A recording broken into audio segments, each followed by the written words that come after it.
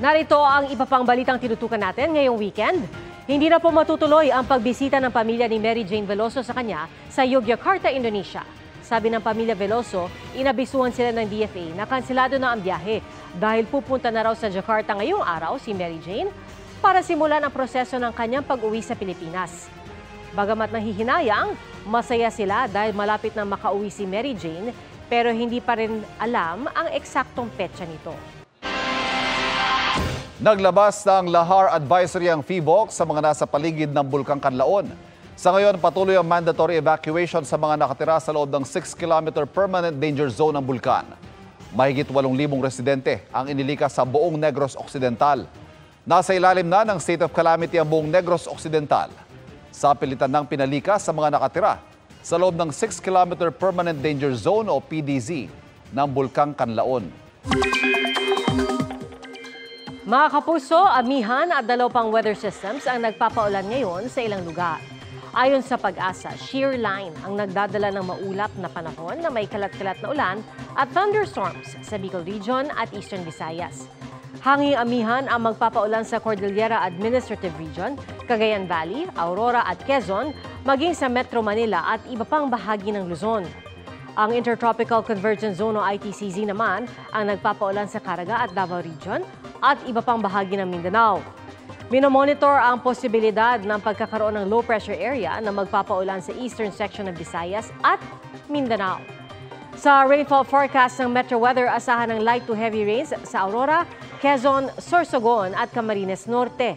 Posible ang kalat-kalat na pag-ulan sa Visayas at Mindanao pagsapit ng tanghali hanggang hapon. Ganyan din po sa Metro Manila bukas.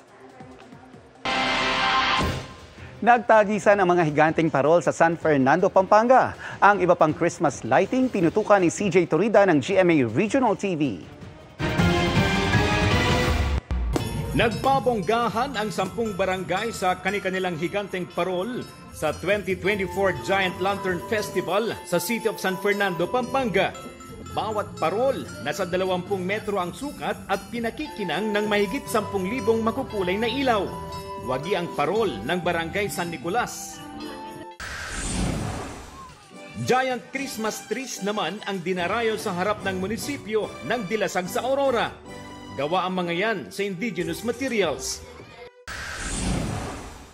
Recycled materials naman ang gamit sa mga palamuti sa Balete, Aklan. Layon daw ng LGU na ituro ang pangangalaga ng kalikasan kasabay ng pagpapahalaga sa kanilang kultura.